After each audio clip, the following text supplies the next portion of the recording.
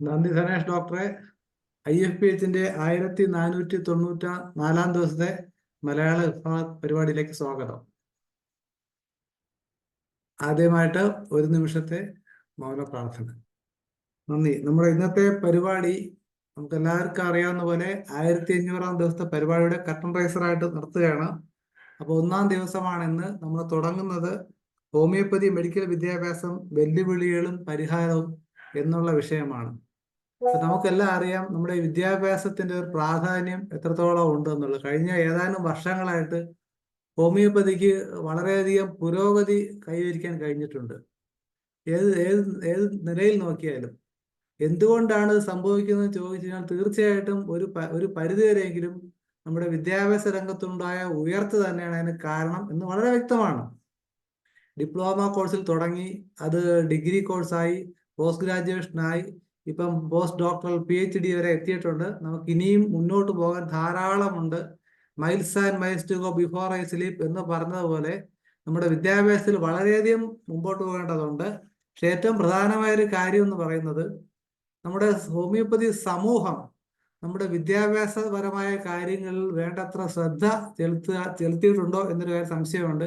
ഇത്രത്തോളം പ്രാധാന്യം കൊടുത്തിട്ടുണ്ടോ എന്നുള്ളതാണ്. ഇതിലേക്കുള്ള ഡോക്ടർമാർ വരുന്ന വഴി എന്ന് പറയുന്നത് തീർച്ചയായിട്ടും നമ്മുടെ വിദ്യാഭ്യാസത്തിലൂടെ തന്നെയാണ്. ഇപ്പൊ നമ്മുടെ കോളേജുകളും നല്ല വിദ്യാർത്ഥികളും നല്ല അധ്യാപകരും ഈ ഇറങ്ങുന്നവർക്ക് നല്ല ജീവിതമാർഗം ഉണ്ടായാൽ മാത്രമേ നമുക്ക് പൂർണ്ണമായ ഫലസിദ്ധി ഹനുമാൻ ഉദ്ദേശിച്ച പോലുള്ള ഹോമിയോപ്പതിയെ എത്തിക്കാൻ കഴിയുള്ളൂ. അപ്പൊ തീർച്ചയായിട്ടും ഇതാണ് നമ്മുടെ ഇന്നത്തെ വിഷയം. അപ്പൊ നമ്മുടെ അതിഥികൾ എത്തിയിട്ടുണ്ട്. ഏറ്റവും നമ്മുടെ ഉദ്ഘാടനം ചെയ്യാൻ സമ്മതിച്ചിട്ടുള്ളത് ആദരണീയനായ ഡോക്ടർ അജയകുമാർ സാറാണ്. അദ്ദേഹത്തെ കുറിച്ച് നമുക്കെല്ലാം അറിയാം. നമ്മുടെ chief secretary Shri R. Ramendran Nair അവരുടെ മകനാണ്. വിദ്യാധിരാജ ഹോമിയോപ്പതി മെഡിക്കൽ കോളേജിന്റെ മാനേജറാണ്. മാത്രവുമല്ല അദ്ദേഹം വളരെ പ്രശസ്തനായ ഒരു കാർഡിയോളജിസ്റ്റ് കൂടിയാണ്. തിരുവനന്തപുരം കോസ്മോപോളിറ്റൻ ഹോസ്പിറ്റലിലെ സീനിയർ കൺസൾട്ടന്റ് ആണ്. DM കാർഡിയോളജി ഉൾപ്പെടെയുള്ള ബഹുമതികൾ അദ്ദേഹത്തിനുണ്ട്. ഈ പരിപാടി ഉദ്ഘാടനം ചെയ്യുമെന്ന് അദ്ദേഹം വളരെ ഹൃദയപൂർവ്വം സമ്മതിച്ചിട്ടുണ്ട്. അതിന്റെ ഉദ്ഘാടനം ചെയ്യുന്നതിലേക്കായിട്ട് ആദരണീയനായ ഡോക്ടർ അജയകുമാർ സാറിനെ ക്ഷണിച്ചുകൊള്ളുന്നു. സാർ. നമസ്കാരം. ഞാൻ പറയുന്നത് കേൾക്കുന്നുണ്ടോ? കേൾക്കാം സാർ, കേൾക്കാം. ഓക്കെ.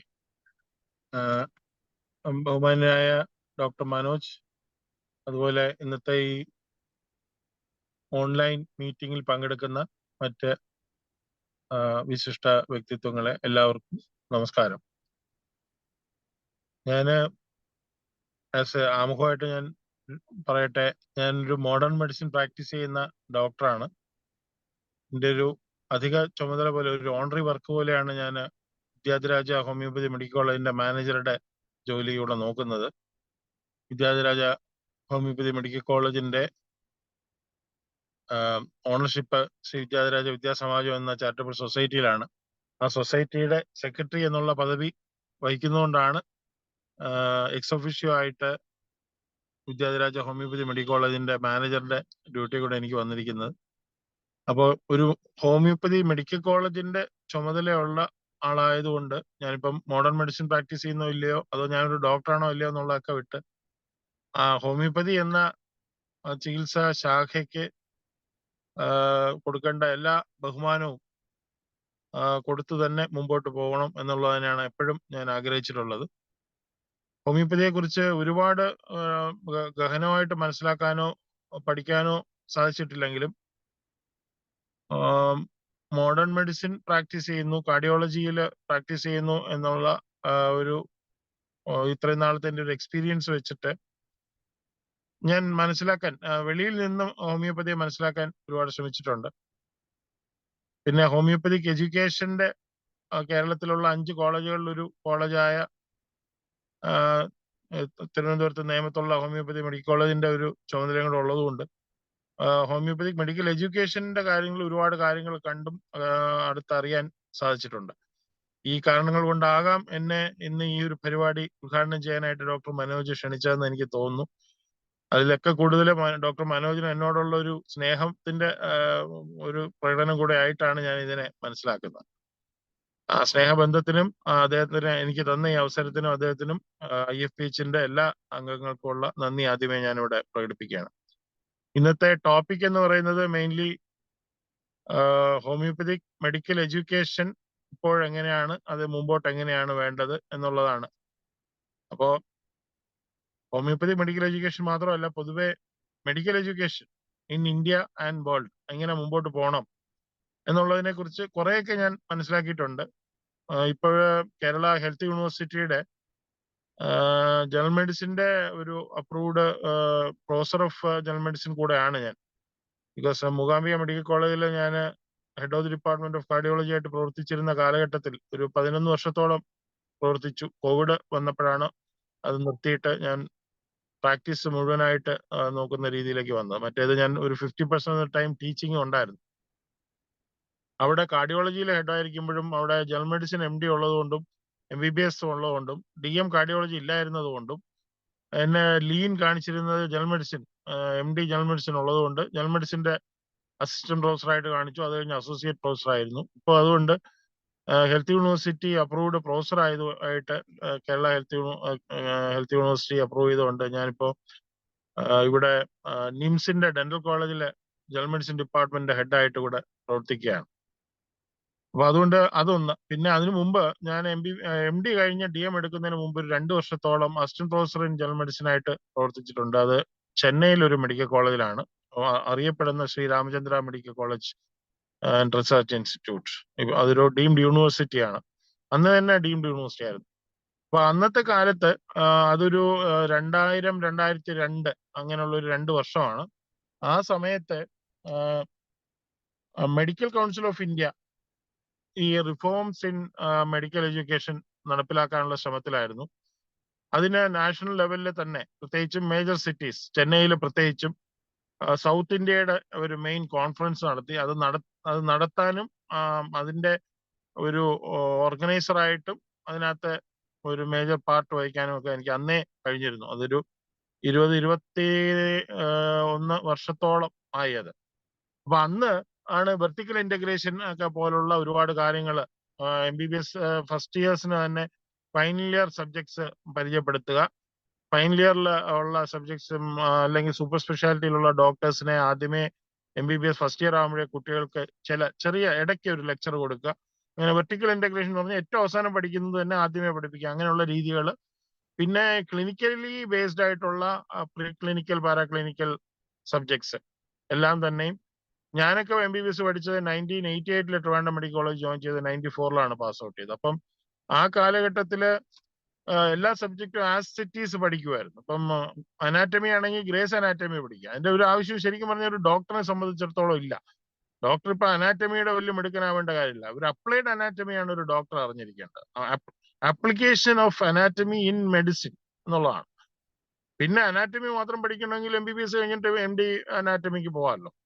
അതുകൊണ്ട് MBBS അല്ലെങ്കിൽ ക്ലിനിക്കൽ മെഡിസിനിലേക്ക് പോകുന്ന ഒരു ഡോക്ടറെ സംബന്ധിച്ചിടത്തോളം അവര് ആ ഫണ്ടമെന്റൽ സബ്ജക്ട് അതുപോലെ പഠിക്കുന്നതിനേക്കാളും applied anatomy, applied physiology, applied biochemistry എന്നുള്ള ആ രീതിയിൽ ഇപ്പോൾ അതുകൊണ്ട് അന്ന് 1.5 വർഷം ഉണ്ടായിരുന്ന ഫസ്റ്റ് MBBS എന്ന് പറയുന്നത് പിന്നീട് അത് 1 വർഷമായിട്ട് ചുരുക്കുകയും ഇപ്പൊ 1 വർഷത്തിനകത്ത് തന്നെ കുട്ടികൾ ഫസ്റ്റ് MBBS ജോയിൻ ചെയ്ത് കഴിഞ്ഞാൽ 1 ഇയർ കഴിയുമ്പോൾ തന്നെ അവർ അനാറ്റമി, ഫിസിയോളജി, ബയോകെമിസ്ട്രി എക്സാം എഴുതി അടുത്ത ക്ലിനിക്കൽ സൈഡിലോട്ട് പോവുകയാണ്.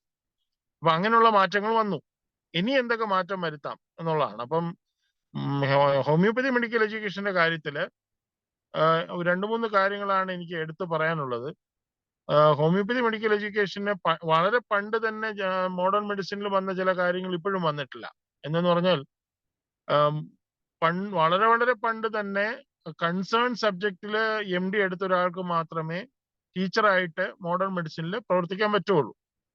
പക്ഷെ ഇപ്പോഴും ഈ ഹോമിയോപ്പതി മെഡിക്കൽ എഡ്യൂക്കേഷന്റെ ഒരു പ്രത്യേകത എനിക്ക് തോന്നുന്നു ഈവൻ ആയുർവേദത്തിലോ പോലും ഇല്ലാത്ത ഒരു അവസ്ഥയാണ് ഇപ്പോഴും ഹോമിയോപ്പതിയിലുള്ളത്.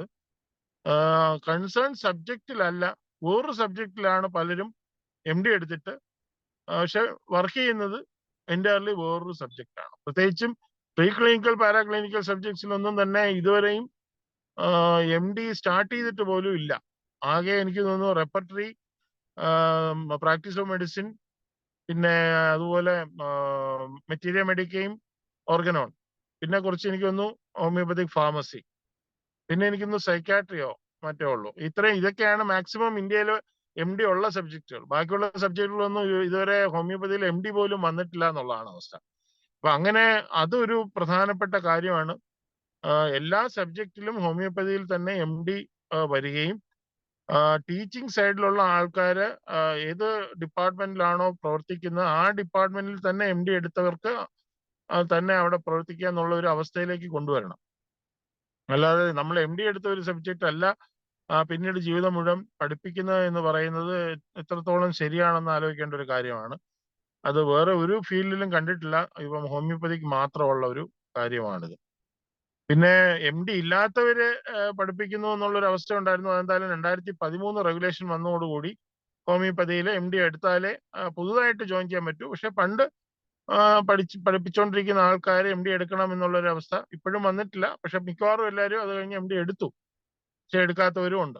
അപ്പൊ അതുകൊണ്ട് പോസ്റ്റ് ഗ്രാജുവേഷൻ ടീച്ചിങ് ഫാക്കൽറ്റി എടുക്കുക എന്നുള്ളത് ഒന്ന്. രണ്ട്, എടുക്കുന്ന പോസ്റ്റ് ഗ്രാജുവേഷൻ ഏത് സബ്ജക്റ്റാണോ പഠിപ്പിക്കുന്നത് അതിൽ തന്നെ പോസ്റ്റ് ഗ്രാജുവേഷൻ എടുത്തവരായിരിക്കണം പഠിപ്പിക്കേണ്ടത്. ഇങ്ങനെയുള്ള മാറ്റങ്ങൾ വരേണ്ടതായിട്ടുണ്ട്.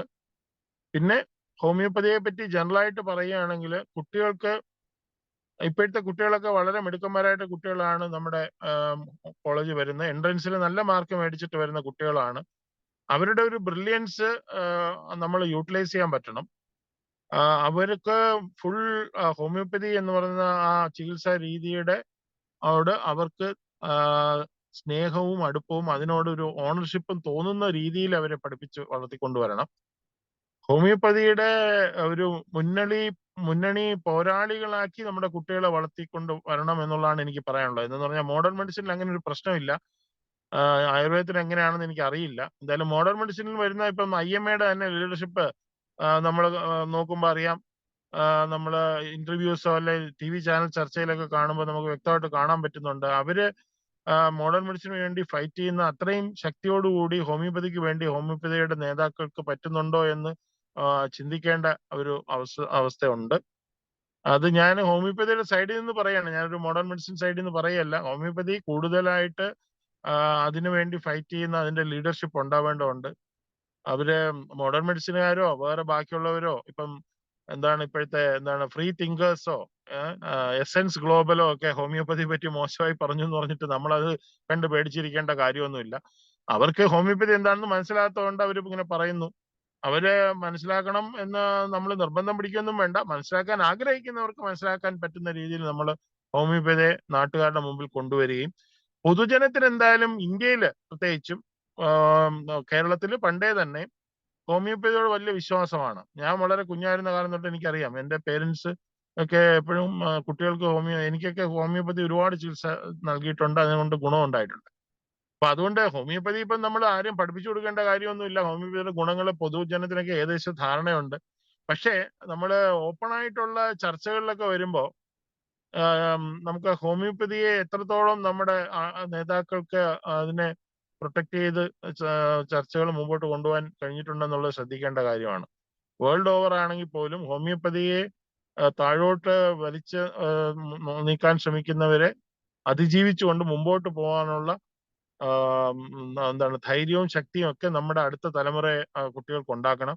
അതുകൊണ്ട് ഹോമിയോപ്പതിക് എഡ്യൂക്കേഷനിലെ ഏറ്റവും പ്രധാനമായിട്ട് എനിക്ക് as a manager of a homeopathy medical college and as a doctor, modern medicine doctor, എനിക്ക് തോന്നിയിട്ടുള്ളത് ഈ സബ്ജക്റ്റിനെ പറ്റി നമ്മുടെ കുട്ടികൾക്ക് കൂടുതൽ അതിനോടൊരു അടുപ്പവും അതിനോടൊരു ഓണർഷിപ്പും. അവരുടെ ജീവിതം എന്ന് പറയുന്നത് ഹോമിയോപ്പതിയാണ് അവരുടെ പ്രൊഫഷൻ.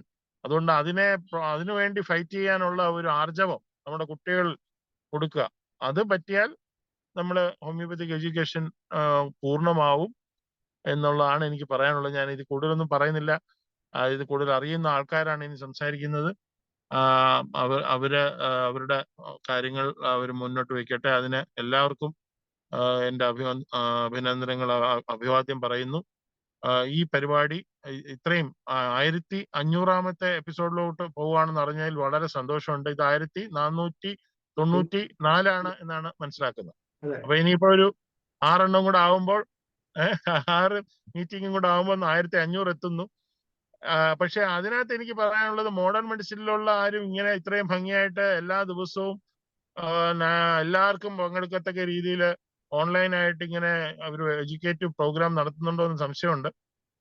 അതാത് സബ്ജക്റ്റുകൾ അവരവര് ചെറിയ ചെറിയ പ്രോഗ്രാം നടത്തുന്നല്ലാതെ ഇതുപോലെ ഇത്രയും ഭംഗിയായിട്ട് ഹോമിയോപ്പതിക്ക് വേണ്ടി മുമ്പോട്ട് വന്ന IFPHനും അതിന്റെ നേതാക്കൾക്ക് ഓരോരുത്തർക്കും നമ്മുടെ പ്രിയപ്പെട്ട മനോജ് സാറിനും എല്ലാവിധ അനുഗ്രഹങ്ങളും ഭഗവാന്റെ ഭാഗത്തു നിന്ന് ഉണ്ടാവട്ടെ. നിങ്ങൾക്ക് എല്ലാ അനുഗ്രഹവും ഉണ്ടാവട്ടെ. ഹോമിയോപ്പതി എന്ന ചികിത്സാ രീതിക്ക് ഉത്തരോത്തരം അഭിവൃദ്ധി ഉണ്ടാവുകയും അതിനിപ്പോൾ ഉണ്ടായിട്ടുള്ള ചില നെഗറ്റീവ് പോയിന്റ്സ് എല്ലാം മറികടന്ന് അത് മുമ്പോട്ട് വരട്ടെ എന്ന് പ്രാർത്ഥിക്കുന്നു. എല്ലാവർക്കും നമസ്കാരം. ഈ പരിപാടി ഉദ്ഘാടനം ചെയ്തതായിട്ട് പ്രഖ്യാപിക്കുന്നു. നമസ്കാരം.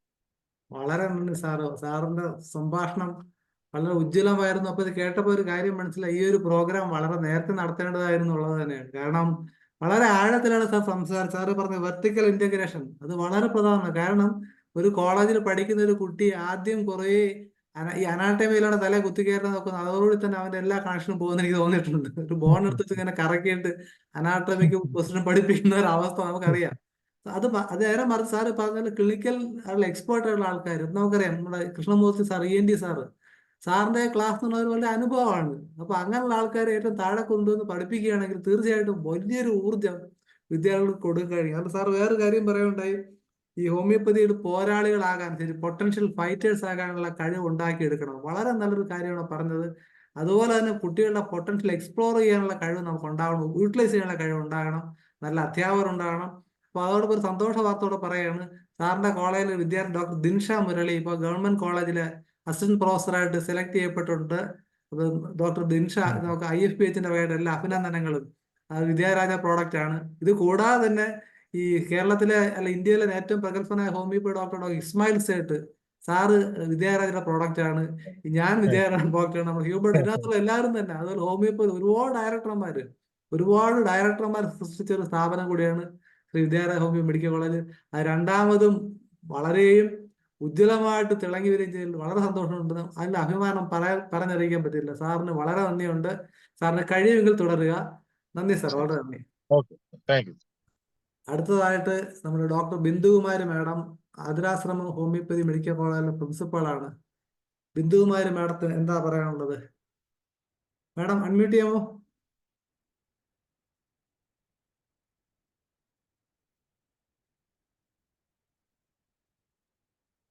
1958 തുടങ്ങിയ ആതുരാശ്രമം ഹോമിയോപ്പതി മെഡിക്കൽ കോളേജ് അത്രയും പഴയൊരു കോളേജാണ്.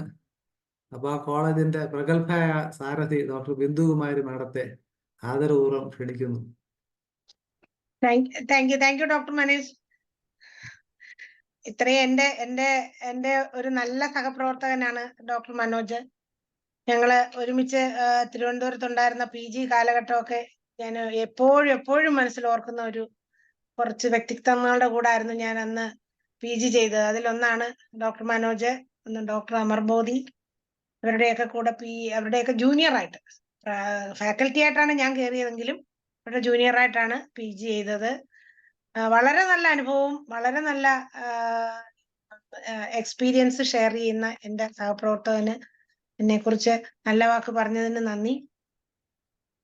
അജയ്കുമാർ സാറിന്റെ സ്പീച്ച് ഞാൻ കേട്ടു. അജയ്കുമാർ സാറിന്റെ സ്പീച്ച് പറയുമ്പം എനിക്ക് പ്രധാനമായിട്ട് പറയാനുള്ളത്, നമ്മളുടെ ഇപ്പം എഫിഷ്യൻസി ഇംപ്രൂവ് ചെയ്യാനായിട്ട് ഉള്ള വഴികൾ നോക്കണം എന്ന് പറഞ്ഞപ്പം ഇപ്പൊ NCH വളരെ നല്ല ഒരു സിലബസ് ആണ് കൊണ്ടുവന്നിരിക്കുന്നത്. അതായത് കോമ്പിറ്റൻസി ബേസ്ഡ് ഡൈനമിക് കരിക്കുലം എന്ന് പറഞ്ഞ് ഒരു വലിയൊരു എഫേർട്ടാണ്. അതാണ് നമുക്കിപ്പോ പുതിയതായിട്ട് കോളേജില് കഴിഞ്ഞ വർഷം തൊട്ട് ഇംപ്ലിമെന്റ് ചെയ്ത് വന്നുകൊണ്ടിരിക്കുന്നത്.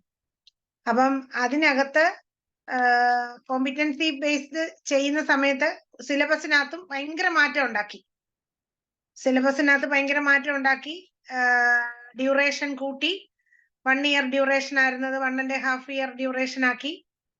കുട്ടികൾക്ക് ഈ പറയുന്ന പോലെ അധ്യാപകർക്ക്, അത് പഠിപ്പിക്കേണ്ട അധ്യാപകർക്ക് NCH വളരെ എഫേർട്ട് എടുത്ത് പല സ്ഥലത്തും വെച്ച് അവർക്ക് ക്ലാസ്സുകളൊക്കെ എടുത്ത് ആണ് ടീച്ചിങ്ങിലേക്ക് ഇറങ്ങിയത്.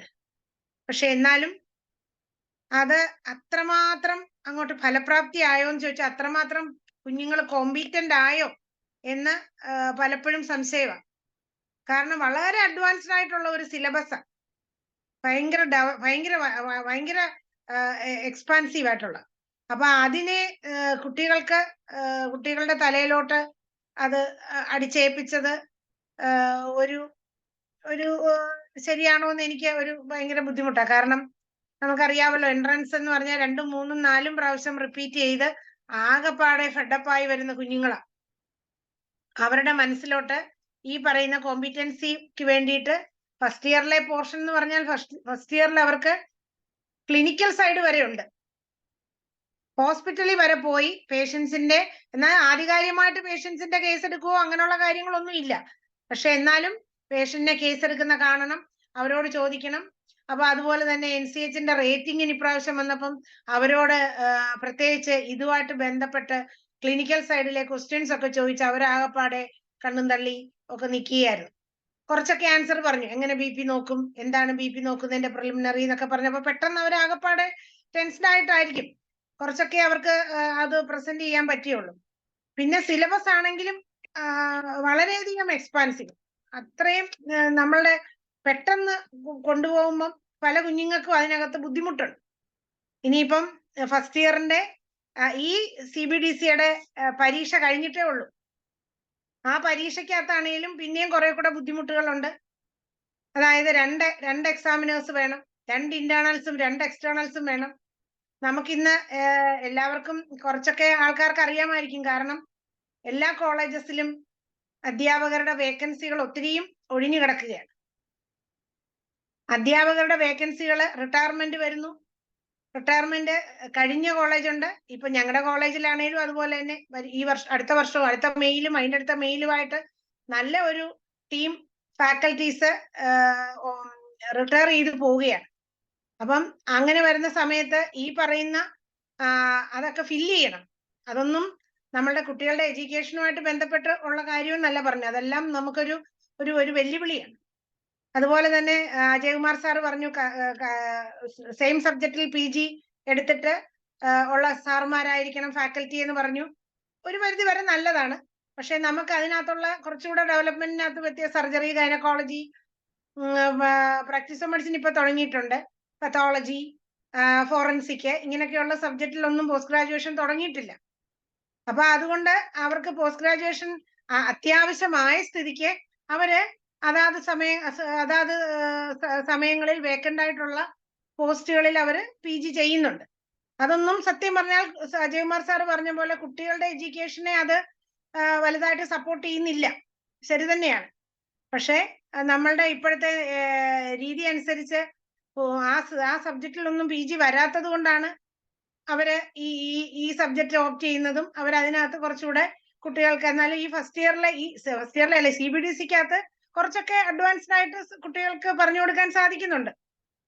പക്ഷെ ഇതങ്ങ് ഇത്തിരി സിലബസ് ഇച്ചിരി കൂടിപ്പോയോ എന്ന് പല അവസരങ്ങളിലും എനിക്ക് തോന്നിയിട്ടുണ്ട്. ഒന്നാമത് കുട്ടികൾക്ക് ഇപ്പോഴത്തെ ഒരു ജനറേഷനെ കുറിച്ചും കൂടെ ഞാനൊന്ന് മെൻഷൻ ചെയ്തോട്ടെ.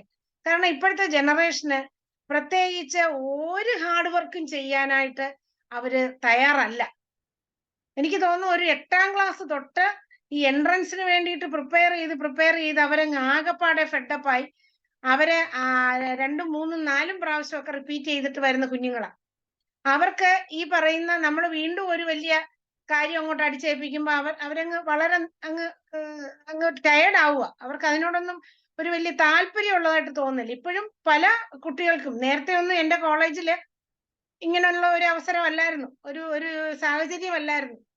പക്ഷെ ഇപ്പൊ അങ്ങനല്ല. ഇപ്പം കുട്ടികൾക്ക് പരീക്ഷയ്ക്ക് അതിനോടൊരു പരീക്ഷാഫലം ഒരു പേടിയില്ല, പരീക്ഷാഭയമില്ല.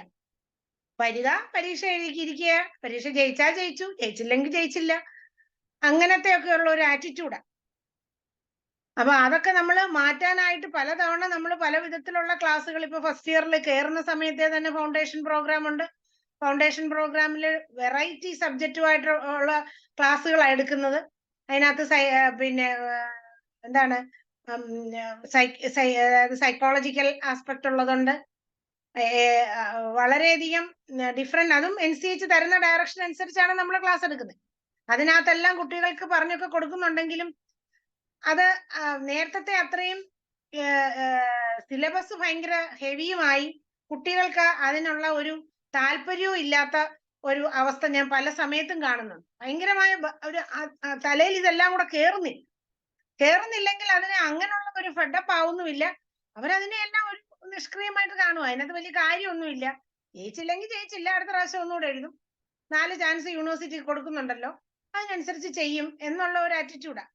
അപ്പൊ എപ്പോഴും ഇനിയിപ്പോ സെക്കൻഡ് ഇയറിലോട്ടായി CBDC, ഇവര് ഫസ്റ്റ് ഇയർ കഴിഞ്ഞ് സെക്കൻഡ് ഇയറിലോട്ടായപ്പോ വീണ്ടും ഭയങ്കരമായ സിലബസാ, അഡ്വാൻസ്ഡ് ആയിട്ട് ഓരോ സബ്ജക്റ്റിലും ഭയങ്കര അഡ്വാൻസ്ഡ് ആയിട്ട്. അപ്പം ഇത്രയൊക്കെ അഡ്വാൻസ്ഡ് ആയിട്ട് പോകേണ്ട ആവശ്യമുണ്ടോ എന്ന് പല അവസരങ്ങളിലും ഞാൻ വിചാരിച്ചിട്ടുണ്ട്. അതിനെക്കുറിച്ചൊക്കെ ഈ പറയുന്ന ആൾക്കാര് ഒന്ന് മനസ്സിലാക്കിയിട്ട് എന്തെങ്കിലും കറക്ഷൻസ് അല്ലെങ്കിൽ എന്തെങ്കിലും ഒരു ഡൈവേർഷൻസ് ഒക്കെ ഉണ്ടാക്കിയാൽ നല്ലതായിരുന്നു എന്ന് ഞാൻ തോന്നുന്നു. കാരണം ഇതൊന്നും ഇല്ലാതെ തന്നെ നേരത്തെ കാലത്തെ പഠിച്ചിറങ്ങിയ ഡോക്ടർമാരൊക്കെ വളരെ നന്നായിട്ട് പ്രാക്ടീസ് ചെയ്യുന്നുണ്ട് പഠിക്കാൻ. ഇനി അടുത്തൊരു പോസ്റ്റ് ഗ്രാജുവേഷൻ ഉണ്ടല്ലോ, ഒരു PG കൂടെ കഴിയുമ്പോഴത്തേക്ക് ഈ കുട്ടികള് കുറച്ചുകൂടെ ആവും. അപ്പം അങ്ങനെയുള്ള ഒരു കാഴ്ചപ്പാടിൽ ഈ തുടക്കത്തിലെ ഇത്രയും കഷ്ടപ്പെടുത്തുന്നത് ശരിയാണോ എന്ന് എനിക്ക് പലപ്പോഴും തോന്നിയിട്ടുണ്ട്. അപ്പൊ അതിനകത്തൊരു കറക്ഷൻസ് ഒക്കെ വരുത്തണം.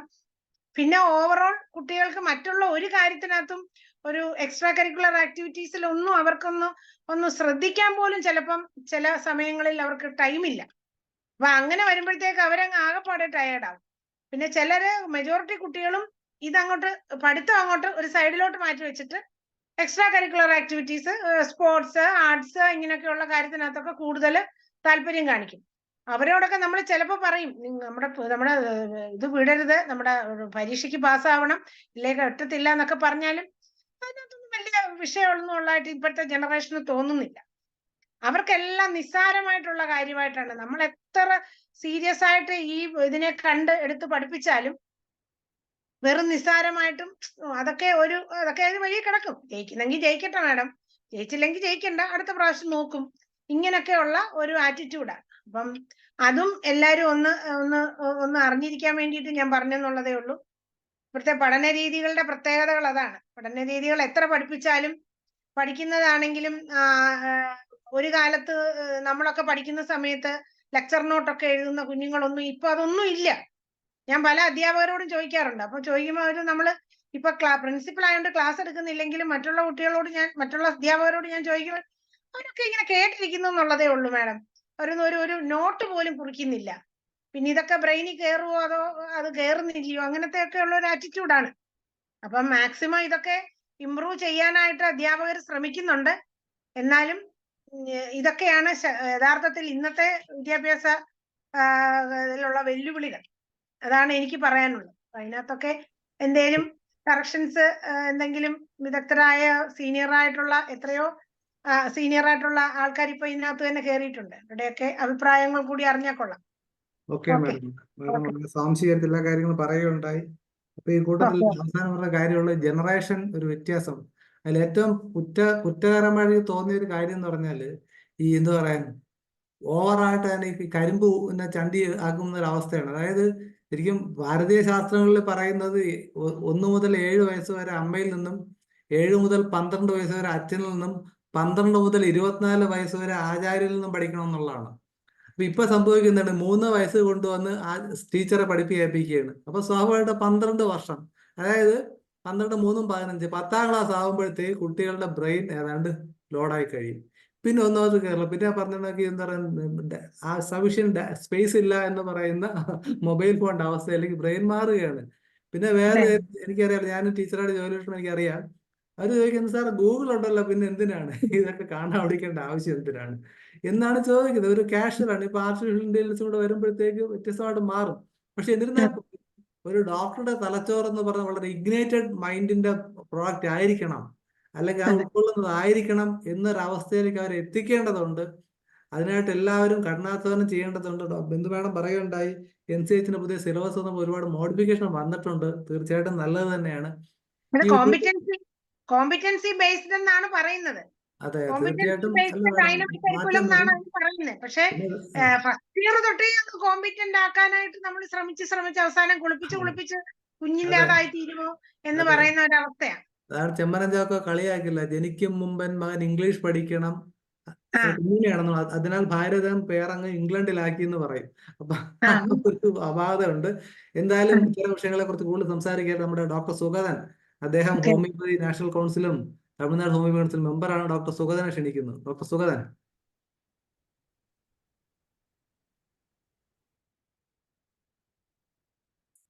കേൾക്കാവോ? കേൾക്കാം കേൾക്കാം. ബഹുമാനപ്പെട്ട ഡോക്ടർ മനോജ് സാർ, എൻ്റെ ആദരണീയനായ ഡോക്ടർ അജയകുമാർ, പ്രിയപ്പെട്ട ബിന്ദു മാഡം, ഡോക്ടർ ശാലിനി, എല്ലാവർക്കും എൻ്റെ വിനീതമായ നമസ്കാരം. ആദ്യമായിട്ട് ഈ IFPHന്റെ 1500-ാമത്തെ ക്ലാസ്സിലോട്ട് പോവുകയാണ്. അല്ലെങ്കിൽ ഇത്രയും കംപ്ലീറ്റ് ആക്കിയ IFPHനും അതിൻ്റെ സാരഥികൾക്കും എൻ്റെ ഹൃദയം നിറഞ്ഞ ആശംസകൾ. നമ്മുടെ വളരെ ദീർഘമായിട്ടാണ് നമ്മുടെ ബഹുമാനപ്പെട്ട ജയകുമാർ സാറ് ഇതിനെക്കുറിച്ച് സംസാരിച്ചത്. അദ്ദേഹത്തിന് മോഡേൺ മെഡിസിനെ കുറിച്ചും അല്ലെങ്കിൽ ഹോമിയോപ്പതിയുടെ അദ്ദേഹം ഒരു മാനേജർ എന്നുള്ള ലെവലിൽ അദ്ദേഹം തന്നെ ഫേസ് ചെയ്യുന്ന ഒരുപാട് വിഷയങ്ങൾ അദ്ദേഹം തന്നെ അറിയാം. അതിനെ ടച്ച് ചെയ്താണ് അദ്ദേഹം പോയത്. ബിന്ദു മേഡവും നമ്മുടെ ഇന്ന് പുതിയ NCHന്റെ രൂപകൽപ്പന ചെയ്തിട്ടുള്ള CBDC സിലബസിനകത്ത് നിന്ന് ഫേസ് ചെയ്യുന്ന അല്ലെങ്കിൽ കുട്ടികൾ ഇഷ്ടപ്പെടുന്നതോ ഇഷ്ടപ്പെടാതിരിക്കുന്നതോ ആയ വിഷയങ്ങളെ കുറിച്ച് ആധികാരികമായിട്ട് സംസാരിച്ചു. അതൊക്കെ സത്യമാണ്. പക്ഷേ എനിക്ക് പറയാനുള്ള ഒരു കാര്യം, ഞാൻ ആ സംസാരിച്ച ഭാഗത്ത് നിന്ന് സംസാരിക്കുന്നില്ല. കാരണം നമുക്ക് വളരെ ഈ ഒരു 2020 ശേഷം പുതിയ റെഗുലേഷൻ, വിവിധ ഘട്ടങ്ങളിലായിട്ട് റെഗുലേഷൻ വന്നു. അതിന്റെ ഫൈനൽ 2024 എല്ലാ റെഗുലേഷനും പുറത്തിറങ്ങുന്ന ഒരു അവസ്ഥ ഉണ്ടായി. അപ്പൊ നമ്മൾ എല്ലാ റെഗുലേഷനും ഒരു ഇൻസ്റ്റിറ്റ്യൂഷൻ എന്നുള്ള നിലയിൽ പാലിക്കേണ്ട ഒരു അവസ്ഥ ഉണ്ടായി. ഇതിനു മുമ്പ് പല റെഗുലേഷനും 2022 ഇറങ്ങിയെങ്കിലും അതിനകത്തൊരു പൂർണ്ണത ഇല്ലാത്തത് കൊണ്ട് നമുക്കത് ഇംപ്ലിമെന്റേഷൻ സൈഡിൽ വളരെ നമുക്കതൊരു ധൃതി കാണിക്കേണ്ട ആവശ്യമില്ലായിരുന്നു. അപ്പോൾ അതിന്റെ പൂർണ്ണ അർത്ഥത്തോടു കൂടി അത് ഇംപ്ലിമെന്റ് ചെയ്യുകയും ഗസറ്റിലാവുകയും അതിന് വ്യാഖ്യാനങ്ങൾ കൊടുക്കുകയൊക്കെ ചെയ്തത് കാരണം നമ്മുടെ ഇൻസ്റ്റിറ്റ്യൂഷനിൽ ബയോമെട്രിക് ഉൾപ്പെടെയുള്ള കാര്യങ്ങൾ നമ്മൾ നിർബന്ധിതമായിരിക്കുകയാണ്. എന്തായാലും ഇന്നത്തെ സാഹചര്യത്തിൽ നമ്മളിത് അനുസരിച്ച് പോകാനേ പറ്റുള്ളൂ. ഒരു മിനിറ്റ്, ക്യാമറ ഓൺ ചെയ്യാമോ?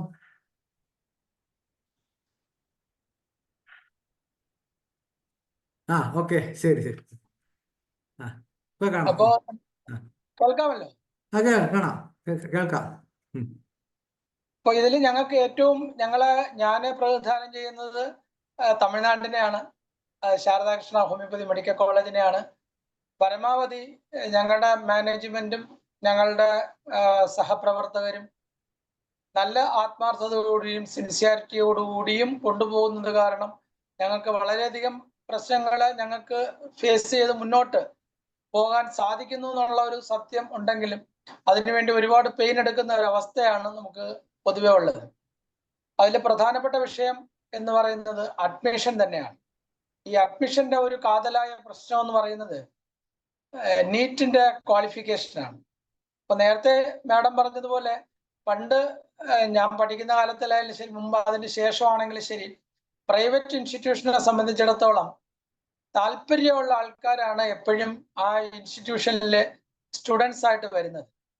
അപ്പൊ താല്പര്യം എന്ന് പറയുന്നത് ഒന്നുകിൽ അവരുടെ പാരൻസ് ഹോമിയോപ്പതി പ്രാക്ടീസ് ചെയ്യുന്നവരായിരിക്കാം, അതല്ല എന്നുണ്ടെങ്കിൽ അവരുടെ ഗ്രാൻഡ് പാരൻസ് ആയിരിക്കാം, അല്ലെന്നുണ്ടെങ്കിൽ ഫാമിലി മെമ്പേഴ്സ് ആയിരിക്കാം, അല്ലെന്നുണ്ടെങ്കിൽ പലരും ചികിത്സാർത്ഥം പല ഡോക്ടർമാരെ സമീപിച്ച് അതിന്റെ ഒരു ബാക്ക്ഗ്രൗണ്ടോടുകൂടി വരുന്നതായിരിക്കാം.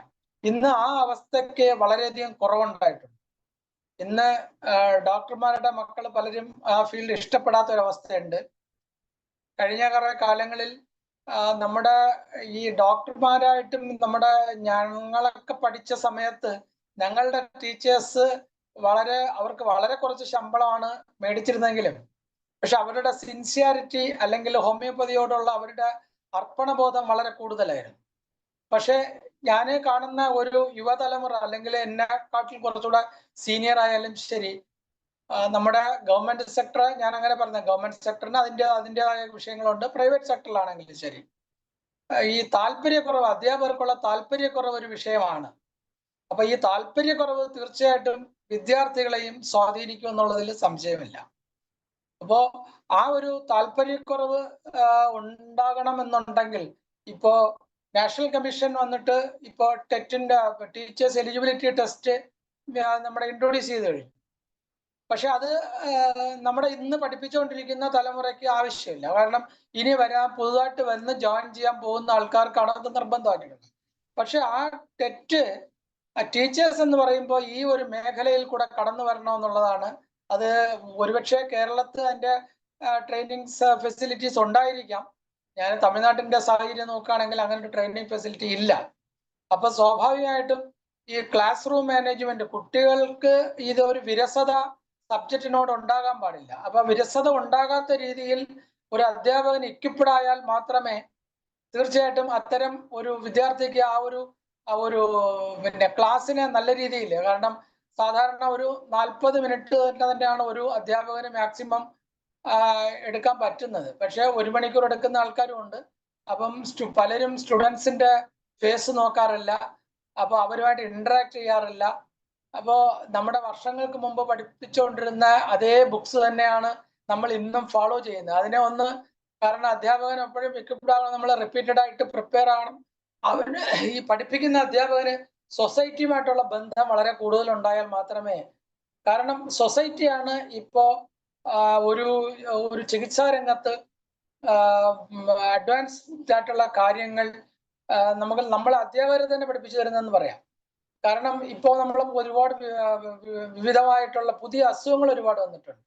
അപ്പൊ ഇപ്പൊ കോവിഡ് നമുക്ക് വളരെയധികം എല്ലാവരെയും ബുദ്ധിമുട്ടിപ്പിച്ചതായിട്ട് എല്ലാവർക്കും കോവിഡിനെ മറക്കാൻ കഴിയില്ല. അതേസമയം ഈ പല അസുഖങ്ങളെ, ഈ ഇപ്പൊ വരുന്ന പല എപ്പിഡമിക്കും അല്ലെന്നുണ്ടെങ്കിൽ പിന്നെ നിപ്പയെ പറ്റി അറിഞ്ഞൂടാത്ത ഒരുപാട് അധ്യാപകരുണ്ട്. പിന്നെ അതുപോലെ ഒരുപാട് പുതിയ അസുഖങ്ങൾ, പാലിയേറ്റീവ് കെയറിനെ പറ്റി അറിഞ്ഞൂടാത്ത ഒരുപാട് അധ്യാപകരുണ്ട്. അപ്പോ ഈ വിഷയങ്ങളിൽ നമ്മൾ ഒരുപാട് അധ്യാപകരുടെ ഭാഗത്ത് നിന്ന് അപ്ഡേറ്റ് ഉണ്ടാവണം.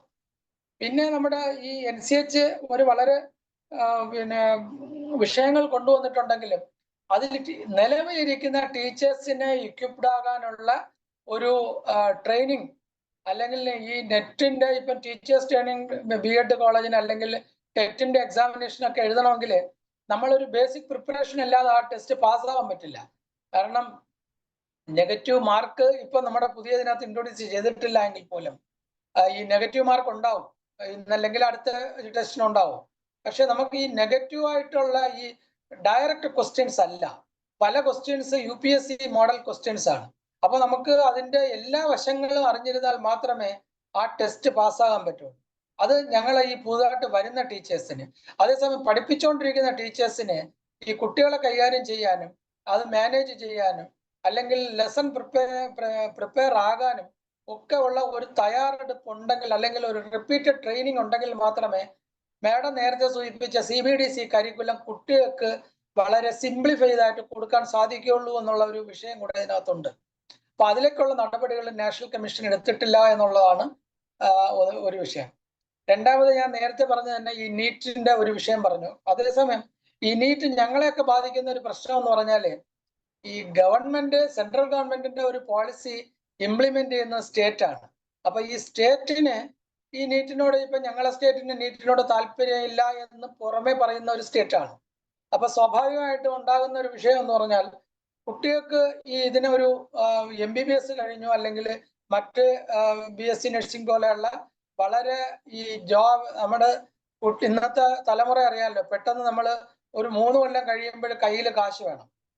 അപ്പൊ നമ്മളെ പല ഇന്റഗ്രേറ്റഡ് കോഴ്സ് പോലെ ഇന്ന് 5 വർഷത്തെ കോഴ്സ് രണ്ട് സ്റ്റഡി ആയിട്ട് കൊണ്ടുപോകാം. കാരണം ഇപ്പൊ ഒരു MSc പ്രോഗ്രാം വേണമെങ്കിൽ ഞങ്ങൾക്ക് ഒരു ബേസിക് കോഴ്സ് കഴിഞ്ഞാൽ നമുക്ക് നിർത്തിയിട്ട് വേറൊരു സബ്ജക്ട് സെലക്ട് ചെയ്യാനുള്ള ഒരു ഇന്റഗ്രേറ്റഡ് കോഴ്സാണ് വളരെയധികം യൂണിവേഴ്സിറ്റികളിൽ, പ്രത്യേകിച്ചും ഡീംഡ് യൂണിവേഴ്സിറ്റികളിലൊക്കെ വളരെ പ്രാബല്യമായിട്ട് വന്നിട്ടുള്ളത്. അപ്പൊ കുട്ടികൾ അത് സെലക്ട് ചെയ്യും. എന്തുകൊണ്ട് സെലക്ട് ചെയ്യുന്നു? ഒരു സ്റ്റുഡന്റിന് അല്ലെങ്കിൽ ഒരു ന്യൂക്ലിയർ ഫാമിലിക്ക് എന്തെങ്കിലും ഒരു പ്രതിസന്ധി ഘട്ടം അവരുടെ ഫാമിലിയിൽ ഉണ്ടായാൽ തീർച്ചയായിട്ടും അവർക്കൊരു ഓപ്ഷൻ അതിനകത്തുണ്ട്. പക്ഷെ ഞങ്ങളെ സംബന്ധിച്ചിടത്തോളം, ഞങ്ങളിവിടെ പഠിക്കുന്ന ഒരു കുട്ടി 5.5 കൊല്ലം കോഴ്സ് കഴിഞ്ഞ് വീണ്ടും വന്നൊരു പ്രാക്ടീസ് ചെയ്യണമെന്നുണ്ടെങ്കിൽ ഒരു ജോലി സാധ്യത പെട്ടെന്ന് ഗവൺമെന്റിന്റെ മുന്നിലും ഇല്ല, പ്രൈവറ്റ് സെക്ടറിലും ഇല്ല. അപ്പൊ അവരെ ഒരു ജോലി കൊടുക്കുന്ന ഒരു രീതിയിൽ ഒരു സംവിധാനം നമ്മുടെ ഹോമിയോപ്പതി പഠിക്കുന്ന വിദ്യാർത്ഥികൾക്ക് ഒരു തൊഴിലവസരം നമ്മുടെ മുന്നിലില്ല. കാരണം ഇപ്പം ഞാൻ എല്ലാ സ്റ്റേറ്റിനെ കമ്പയർ ചെയ്യുമ്പോൾ കേരളത്തൊക്കെ വളരെ വളരെ അഡ്വാൻസ്ഡ് ആണ് ഗവൺമെന്റ് സെക്ടർ. എന്നിരുന്നാൽ പോലും ഒരാൾ പഠിച്ചു കഴിഞ്ഞാൽ ഉടനെ പോയി ജോലി കിട്ടുന്ന സംവിധാനം ഇല്ല. അപ്പോൾ അതിലേക്കുള്ള ഇപ്പോൾ ഒരു മോഡേൺ മെഡിസിനകത്ത് സംബന്ധിച്ചിടത്തോളം ഒരുപാട് കോർപ്പറേറ്റ് ഹോസ്പിറ്റൽസ് നിലവിലുണ്ട്. അപ്പൊ കോർപ്പറേറ്റ് ഹോസ്പിറ്റൽസിൽ ജോബ് ഓപ്പർച്യൂണിറ്റി ഉണ്ട്. അപ്പോൾ ഹോമിയോപ്പതിയിൽ അത്തരം കോർപ്പറേറ്റ് ഹോസ്പിറ്റൽസ് ഇല്ല. അപ്പോൾ അവരെവിടെ പോകും? അവർ ഒന്നുകിൽ വേറെ തൊഴിൽ അന്വേഷിച്ച് പോകണം, അല്ലെന്നുണ്ടെങ്കിൽ അവരുടെ ഒരു പാരമ്പര്യമായിട്ടുള്ള ഹോമിയോപ്പതി ഫാമിലി അല്ലെങ്കിൽ പാരന്റ്സ് ഉണ്ടെങ്കിൽ അവിടെ നിലനിൽക്കാം. ഇതുമല്ലെന്നുണ്ടെങ്കിൽ അവർ ഒരുപാട് പ്രയാസപ്പെടുന്ന ഒരു രീതിയാണ് ഞാൻ കാണുന്നത്. ഞാൻ എൻ്റെ ഒരു അനുഭവം പറയുകയാണെങ്കിൽ, ഞാനൊരു 10 വർഷമായിട്ട് ഞാൻ കന്യാകുമാരി ജില്ലയാണ്. കന്യാകുമാരി ജില്ലയില് പുതുതായിട്ട് പ്രാക്ടീസ് ചെയ്യുന്ന ഡോക്ടർമാരുടെ എണ്ണം നോക്കിയപ്പോ എനിക്ക് 2010 ശേഷം തുടങ്ങിയ പല ഹോസ്പിറ്റൽസും പല ക്ലിനിക്സും തുടങ്ങുമ്പോൾ വളരെ കാശൊക്കെ മുടക്കി AC റൂംസ് ഒക്കെ സെലക്ട് ചെയ്തൊക്കെ തുടങ്ങും. പക്ഷെ ഇവര് 2 കൊല്ലം പോലും തികയ്ക്കുന്നില്ല എന്നുള്ളതാണ് നമുക്ക് വളരെ സങ്കടകരമായിട്ടുള്ള വിഷയം. 2 കൊല്ലം അവർക്ക് കംപ്ലീറ്റ് ചെയ്യാൻ പറ്റുന്നില്ല. ചിലർ ഇതിനിടയ്ക്ക് പലരും പോസ്റ്റ് ഗ്രാജുവേഷനുള്ള അവസരങ്ങൾ കിട്ടുന്നതിന് മാക്സിമം പ്രയോജനപ്പെടുത്തിക്കൊണ്ട് പോകുന്നു. അപ്പോൾ ഇവർക്കൊരു തൊഴിലവസരം നഷ്ടപ്പെടുന്നു, അല്ലെങ്കിൽ ജോബ് ഓപ്പർച്യൂണിറ്റി നഷ്ടപ്പെടുന്നു എന്നുള്ളത് നമ്മുടെ അഡ്മിഷന്റെ മുന്നിൽ നമ്മൾ ഫേസ് ചെയ്യുന്ന വളരെ പ്രധാനപ്പെട്ട വിഷയങ്ങളാണ്. അപ്പോൾ ഇതിലേക്കുള്ള ഒരു അവയർനെസ് കൊടുക്കാൻ വേണ്ടിയുള്ള സംവിധാനങ്ങൾ എല്ലാ സ്ഥലത്തും, അത് പഞ്ചായത്ത് ലെവലെന്നല്ല ഞാനെന്റെ പറയുന്നത്, നമ്മുടെ എക്സിസ്റ്റിംഗ് ആയിട്ടുള്ള നിലവിലിരിക്കുന്ന ഓർഗനൈസേഷന് ഒരു പ്രധാനപ്പെട്ട റോളുണ്ട്. ഓർഗനൈസേഷൻ സെമിനാർ നടത്തിയത് കൊണ്ട് കാര്യമില്ല.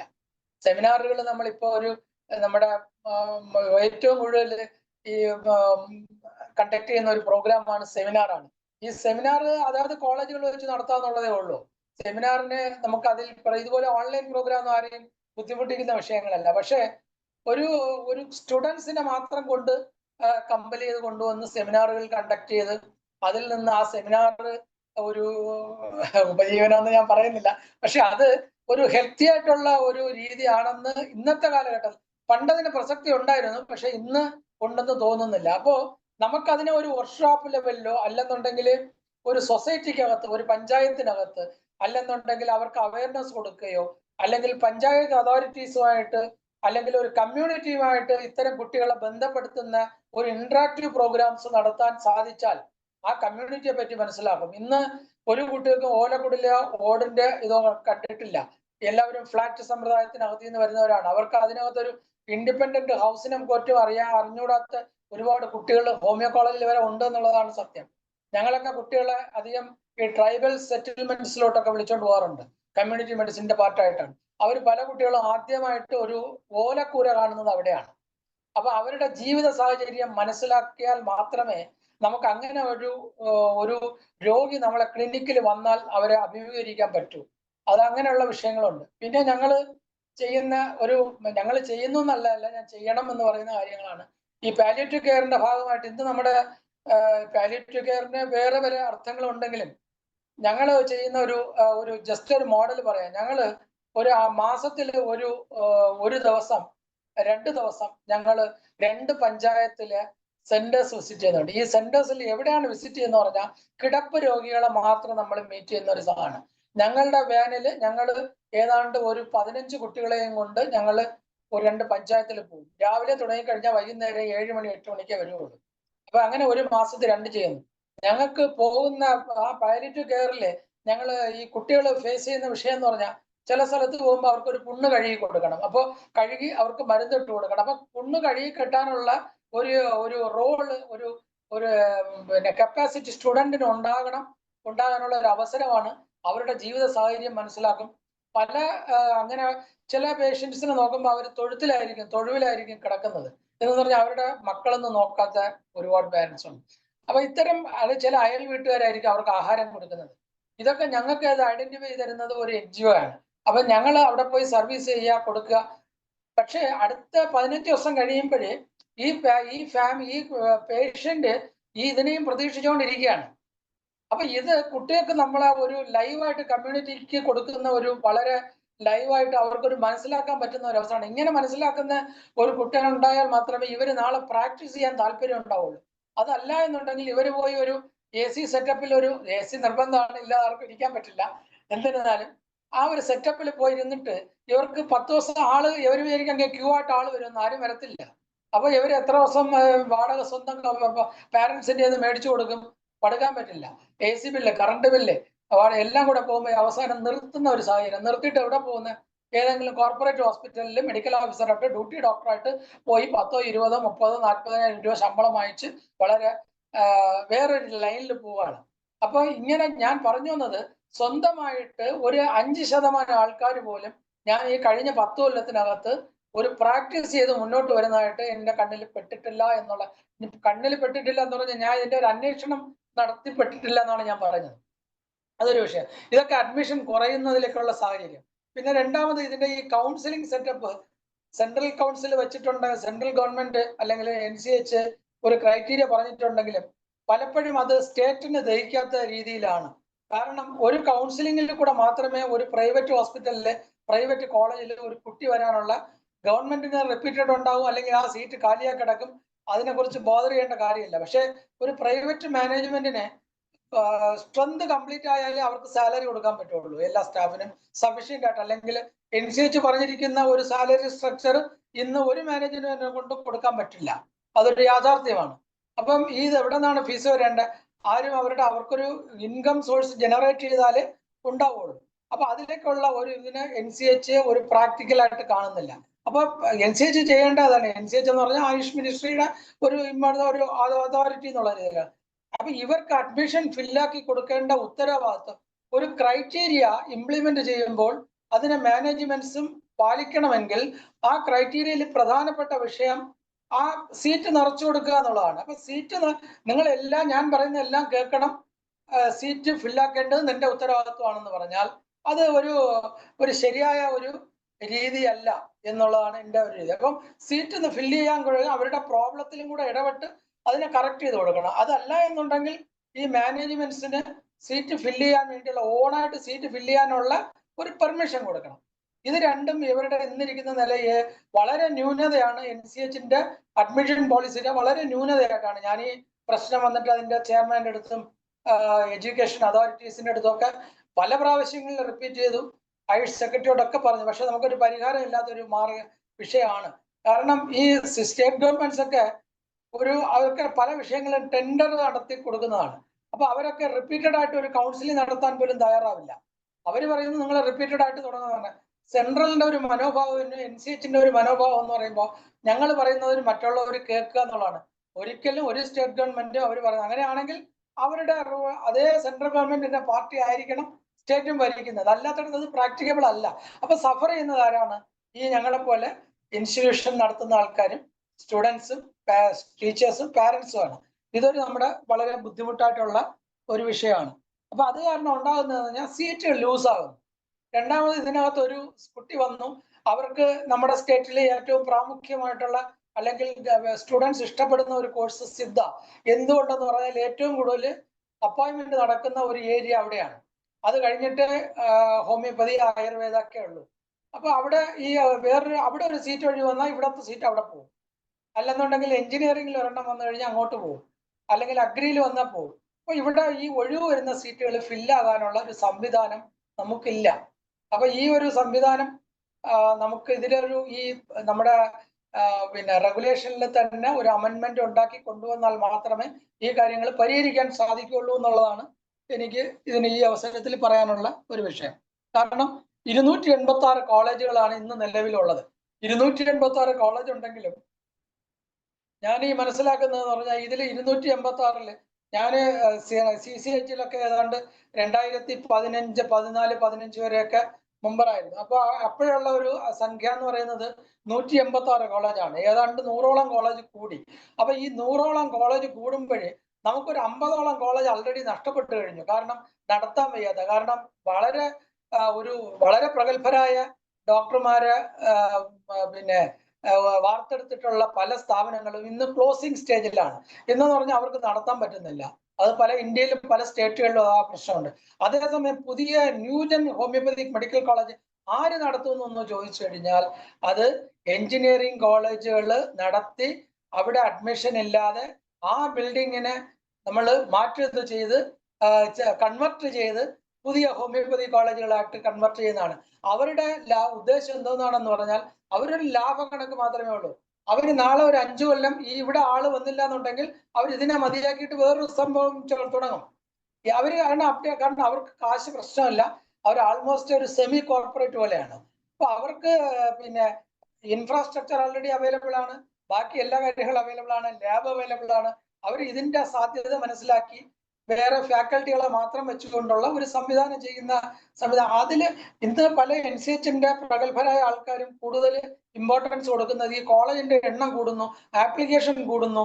അപ്പൊ അത് ഒരു പോസിറ്റീവ് അല്ലെന്നാണ് എന്റെ അഭിപ്രായം. അവിടെ ഒരു സിൻസിയർ ആയിട്ട് ഹോമിയോപ്പതി രംഗത്ത് വരുന്ന ആൾക്കാർ വളരെ കുറവെന്നാണ് എന്റെ അണ്ടർസ്റ്റാൻഡിങ്ങിൽ വരുന്നത്. കാരണം അവിടെ നമുക്കിനി ഒരു ജഡ്ജ്മെന്റ് ചെയ്യണമെന്നുണ്ടെങ്കിൽ ഇനി ഒരു 10 കൊല്ലം എടുക്കും. ഈ കോളേജുകളിൽ ഈ പുതുതായിട്ട് തുടങ്ങിയ കോളേജുകൾ എത്ര കോളേജ് നിലനിൽക്കുന്നു എന്നുള്ള ഒരു വിഷയം. ഇപ്പോ ഇത് അതിന്റെ ഒരു പ്രധാനപ്പെട്ട വിഷയമാണ്. അതുപോലെ നേരത്തെ തന്നെ അജയ് കുമാർ സാർ പറഞ്ഞ ഒരു പ്രധാനപ്പെട്ട വിഷയം, ഞങ്ങൾക്ക് 7 സബ്ജക്ട് മാത്രമേ നിലവിൽ PG ഉള്ളൂ. അപ്പൊ 2 സബ്ജക്ട് ഇപ്പൊ ഇൻട്രൊഡ്യൂസ് ചെയ്തിട്ടുണ്ടെങ്കിലും അത് ഡെർമറ്റോളജിയും ഒന്ന് കമ്മ്യൂണിറ്റി മെഡിസിനുമാണ്. ഡെർമറ്റോളജിയും കമ്മ്യൂണിറ്റി മെഡിസിനുമാണ്. അത് ഇനിയിപ്പോ നടപ്പിൽ വരുമ്പോൾ ഇനി 5 കൊല്ലം ആവും. കാരണം ഇപ്പൊ അതൊരു വളരെ നാഷണൽ കമ്മീഷൻ പോലെയുള്ള നാഷണൽ ഇൻസ്റ്റിറ്റ്യൂട്ട് NIH പോലെയുള്ള സ്ഥാപനങ്ങളിൽ മാത്രമേ ആദ്യം തുടങ്ങാൻ സാധ്യതയുള്ളൂ. പിന്നെ അത് ഡയറക്റ്റ് ആയിട്ട് ഡെർമറ്റോളജി പഠിച്ച ഒരാളിന് ഡയറക്റ്റ് ആയിട്ട് ഒരു UG ഡിപ്പാർട്ട്മെന്റ് ഇല്ല. അപ്പൊ അതൊക്കെ അതിന്റെ ന്യൂനതകളാണ്. അപ്പം ബേസിക്കലി അനാട്ടമി മുതൽ എല്ലാ സബ്ജക്റ്റിനും ഒരു അലോപ്പതി പോലുള്ള ഒരു സംവിധാനം ഉണ്ടെങ്കിൽ ആ പറയുന്ന കൺസേൺ സബ്ജക്ട് എന്നുള്ള ഒരു സംഭവത്തിന് കറക്റ്റ് ചെയ്യാമായിരുന്നു. ഇത് CCH വർഷങ്ങളായിട്ട് 2013 അല്ല 1986 മുതൽ കൺസേൺ സബ്ജക്ട് പറയുന്നുണ്ട്. പക്ഷെ എവിടെയും അത് ഇംപ്ലിമെന്റ് ചെയ്തിട്ടില്ല എന്നുള്ളതാണ്. അപ്പൊ പുതിയ ഡിപ്പാർട്ട്മെന്റ് ആ കൺസേൺ എന്നുള്ള വാക്ക് ചുരുക്കം പറഞ്ഞാൽ എടുത്തു കളഞ്ഞു എന്നാണ് ഞാൻ മനസ്സിലാക്കുന്നത്. ചിലയിടത്ത് കൺസേൺ പറഞ്ഞിട്ടുണ്ടെങ്കിൽ വേറൊരു സ്ഥലത്തിൽ ആ കൺസേൺ അവർ ഒഴിവാക്കിയിട്ടുണ്ട്. വേറെ ചില കെമിസ്ട്രി ഒക്കെ അതിനകത്ത് കൊണ്ടുവന്നിട്ടുണ്ട്. അപ്പൊ അതിനകത്തൊരു പ്രസക്തി ഇല്ല എന്നാണ് എന്റെ വിഷയം. എന്നാലും നിലവിലിരിക്കുന്ന അനുസരിച്ച് കൺസേൺ സബ്ജക്ട് എല്ലാ സബ്ജക്റ്റിനും ഇൻട്രൊഡ്യൂസ് ചെയ്യാൻ പറ്റാത്ത ഒരു സാഹചര്യമാണ് മാനേജ്മെന്റിന് ഉള്ളത്. അപ്പം നാളെ കോർട്ടപ്പിലായാലും പോകുമ്പോൾ തീർച്ചയായിട്ടും കൺസേൺ സബ്ജക്ട് ചുരുക്കം ചില സബ്ജക്റ്റുകൾക്കായിരിക്കാം. ഇതൊക്കെയാണ് എനിക്ക് ഇതിനകത്ത് പ്രധാനപ്പെട്ട ഒരു വിഷയമായിട്ട് എനിക്ക് ചൂണ്ടിക്കാണിക്കാനുള്ളത്. എനിക്ക് ഇതിലൊരു അവസരം തന്ന ഡോക്ടർ മനോജ് സാറിനും IFPHനും പിന്നെ അതിന്റെ ഭാരവാഹിയേക്കും നന്ദി പ്രകടിപ്പിച്ചുകൊണ്ട് ഞാൻ ചുരുക്കുന്നു. നമസ്കാരം. നന്ദി. വളരെ ആഴത്തിലാണ് പറഞ്ഞത്. മനോജ് ഡോക്ടറെ, ഞാൻ വേറൊരു കാര്യം കൂടെ പറഞ്ഞോട്ടെ. നമ്മളുടെ ഇവിടെ ഈ ഓൾ ഇന്ത്യ കോട്ടയിൽ വരുന്ന കുറെ കുട്ടികളുണ്ട്.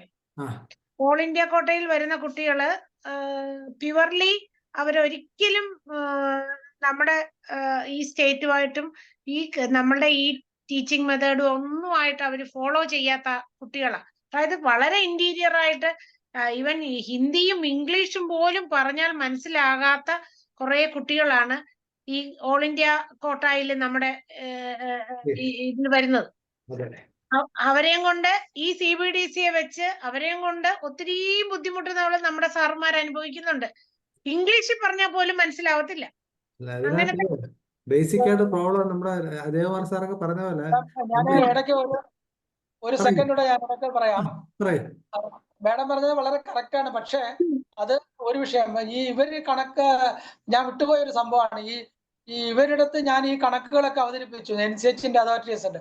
അപ്പൊ അവര് പറയുന്ന ഒരു വിഷയം എന്ന് പറഞ്ഞാൽ മഹാരാഷ്ട്രയില് ഫുൾ സ്ട്രെങ്ത് ആണ്, മധ്യപ്രദേശിൽ ഫുൾ സ്ട്രെങ്ത് ആണ്.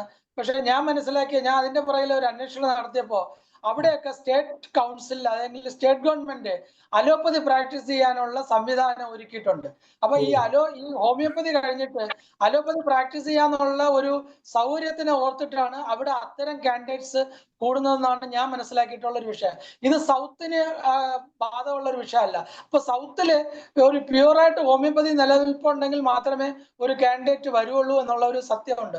ഈ നോർത്തിലുള്ള ആൾക്കാർ ഓൾ ഇന്ത്യ കോട്ടയിൽ വരുന്നതും ഈ മാഡം ഈ പറഞ്ഞ വിഷയങ്ങൾ അവർ എങ്ങനെയെങ്കിലും ഒരു ഡിഗ്രി സമ്പാദിച്ചിട്ട് അവിടെ പോയി അലോപ്പതി പ്രാക്ടീസ് ചെയ്യാമല്ലോ എന്നുള്ള ഒരു ചിന്താഗതി അതിനകത്തുണ്ട്. പ്രത്യേകിച്ച് മഹാരാഷ്ട്ര, ഗുജറാത്ത്, മധ്യപ്രദേശ്, ഇപ്പൊ കർണാടക കൂടെ അതിലേക്ക് ഒരു ശ്രമം നടത്തുന്നുണ്ടെന്നാണ് ഞാൻ മനസ്സിലാക്കുന്നത്. വന്ന് പഠിച്ച് കംപ്ലീറ്റ് ചെയ്ത് പോകുന്നില്ല. അവര് മാക്സിമം ഫസ്റ്റ് ഇയർ കഴിയുമ്പം പിന്നെ ഈ പറയുന്ന പോലെ റെമ്യൂണറേഷൻ 75,000 രൂപ ട്രഷറിയിൽ അടച്ച് അവര് കോഴ്സ് വിട്ടു പോവുക. നമുക്കൊരു സീറ്റ് നഷ്ടമാണ്. നേരെ മറിച്ച് ഓൾ ഇന്ത്യ കോട്ടയിൽ കേരളത്തിനകത്തുള്ള എത്രയോ കുട്ടികളെ ഈ നമ്മളുടെ ഈ ഇത് ഓപ്റ്റ് ചെയ്യാനായിട്ട് റെഡി ആയിട്ട് നിൽക്കുന്നവരെ കാണും.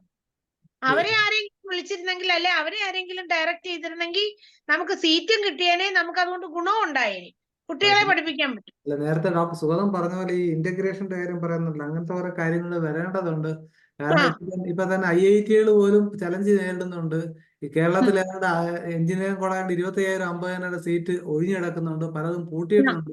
മെഡിക്കൽ കോളേജുകൾ പോലും പ്രതിസന്ധി നേരിടുന്നുണ്ട്. കാരണം 5,000 രൂപയ്ക്ക് 5,000 രൂപയിൽ താഴെ ശമ്പളത്തിന് ജോലി ധാരാളം ഡോക്ടർമാരുണ്ട്, BDS, MBBS ഡോക്ടർമാരുണ്ട്. മാത്രമല്ല ആർട്ടിഫിഷ്യൽ ഇന്റലിജൻസും റോബോട്ടിക് സർജറിയും കൂടെ വരുമ്പോഴത്തേക്ക് കൂടുതൽ കോംപ്ലിക്കേഷനിലേക്ക് പോകും എന്ന വ്യക്തമാണ്. എന്നിരുന്നാലും നമുക്ക് നിലനിൽക്കേണ്ടതുണ്ട്. അതിനായിട്ട് തന്നെയാണ് IFPH. നമ്മളിത് വളരെ നേരത്തെ ചെയ്യേണ്ട കാര്യമായിരുന്നു. എൻ്റെ അറിവിൽ ഇത്രയും കാലം ഒരു പൊതുസമൂഹം ഈ ഹോമിയോപ്പതി ഉപയോഗിക്കുന്നവർ, ഹോമിയോപ്പതി സ്നേഹികൾ ഉൾപ്പെടെ ഇങ്ങനത്തെ കാര്യം കേൾക്കാനോ ചിന്തിക്കാനോ തയ്യാറായില്ല.